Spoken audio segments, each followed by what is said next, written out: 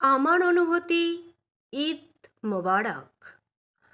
মুসলিমদের সেরা উৎসব হলো ঈদ। বৎসরের মধ্যে একটি মাস হলো এই পবিত্র রমজান মাস। এই মাসে সারাদিন উপোস থাকতে হয় এবং দিনের শেষে মুখে পানি দিয়ে তারপর খাবার খেতে হয়। এই মাসে আল্লাহর দুয়ারে সবার জন্য দোয়া করতে হয়।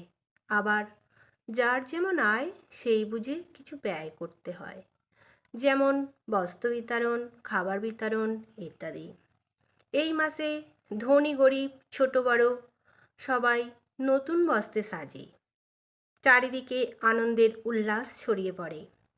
একটা নিয়ম শুধু খারাপ লাগে আমার, মেয়েরা মসজিদের ভিতরে যেতে পারে না, ছেলেরা মসজিদের ভিতরে যায়।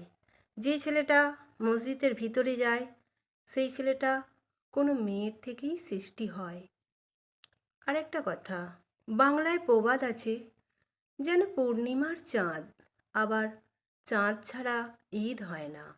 অবশেষে হয় ঈদের উৎসব। এই দিনের বিশেষ খাবার হলো লাচ্চা সিমই পোলাও।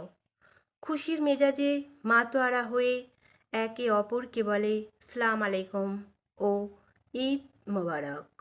ঈদ মোবারক।